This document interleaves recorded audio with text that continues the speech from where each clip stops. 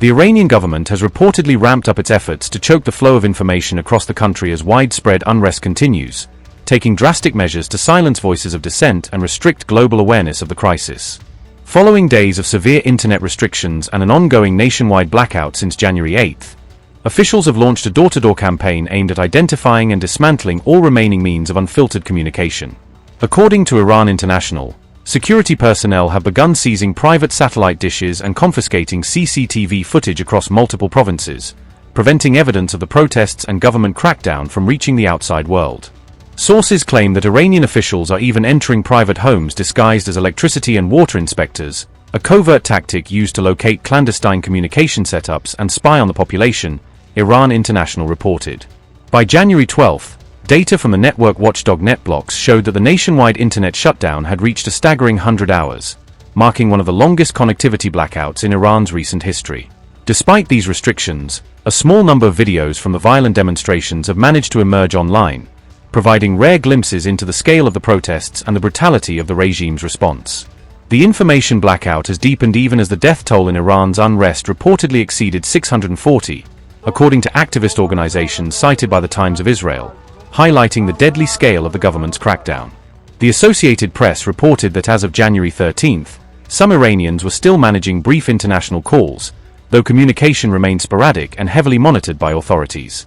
Yet, according to the Times of Israel, AP's own bureau in Dubai was unable to contact its journalist inside the country, underscoring just how complete Tehran's digital isolation of its population has become. In a striking new escalation of its information control campaign, the Iranian regime has reportedly succeeded in jamming the Starlink satellite network nationwide, cutting off one of the few remaining links that allowed citizens to bypass the government's media blackout. According to a report by Iran Wire, roughly 30% of Starlink's uplink and downlink traffic was initially disrupted, marking the beginning of a deliberate and coordinated effort to cripple access to uncensored internet across Iran. Iranian media later claimed that the outage rapidly worsened, with over 80% of Starlink's satellite connectivity eventually neutralized, leaving millions with virtually no secure or independent means of reaching the outside world. Until that disruption, Starlink had played a crucial role in transmitting on-the-ground footage and information from Iran since January 9, allowing activists and concerned citizens to share images of protests, crackdowns, and human rights abuses with the global community.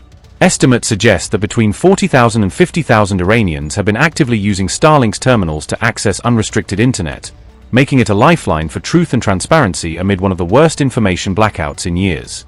Technology experts now warn that with Starlink's network jammed, those who used it may face grave danger, with authorities potentially tracing their activity, leaving them exposed to arrest, imprisonment, or even execution under Iran's stringent cyber laws. Unverified intelligence assessments indicate that Iran may not have acted alone. There is growing speculation that both China and Russia might have provided technological or electronic warfare support to help Tehran disrupt the Starlink network across its skies. The latest actions by Iranian authorities underscore the regime's intensifying determination to crush dissent and restore control, highlighting how Tehran is tightening its grip even as violent unrest continues to claim lives across the nation. This crackdown unfolds as US President Donald Trump renews his warning of possible military strikes on Iran, pointing to the rising death toll from the protests as justification for a potential American response. However, Washington's plans appear to have stalled, with reports suggesting that the administration's push for decisive action has run into resistance from top military officials urging a more cautious approach. According to The Telegraph, senior US generals have privately counseled restraint, warning President Trump against launching new strikes on Iran while mass protests are still unfolding inside the country. The same report states that the American military leadership has insisted that any viable operation would require time for troops to reposition, resupply, and reinforce defenses before carrying out offensive maneuvers. Military officials have made it clear that consolidation of forces and upgraded defensive readiness are prerequisites before considering any strike order, steps deemed essential to prevent US assets from becoming vulnerable targets. As The Telegraph further revealed, generals fear that a rushed or poorly coordinated attack could spark a wave of retaliation across the Middle East, potentially drawing American allies and bases into a wider regional conflict. Meanwhile, inside Iran, momentum on the streets appears to be shifting. After weeks of violent anti-regime demonstrations, reports now suggest that protest turnout has begun to wane under government pressure and escalating crackdowns. On January 12, crowds in Tehran and other cities gathered for massive state-organized pro-government rallies, waving flags and chanting slogans of loyalty to the Islamic Republic and its leadership. Ayatollah Ali Khamenei, Iran's supreme leader, celebrated the rallies as a victory for national unity. He declared that Iranians had made history, claiming the people's show of strength had thwarted American and Israeli attempts to destabilize the country.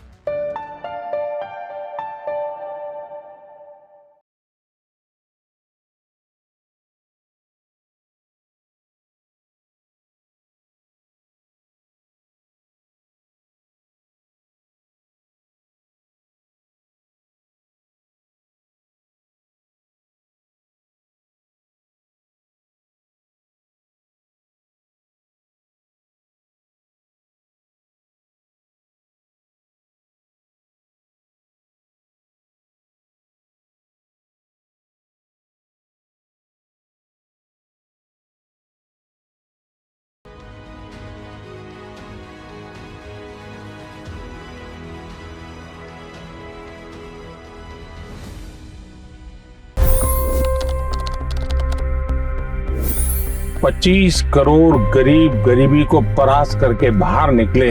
For the good of our nation, let's work together and let's truly make America great again. The fastest news breaks. Requested PM saying that look, you will have to speak to Putin and to Zelensky.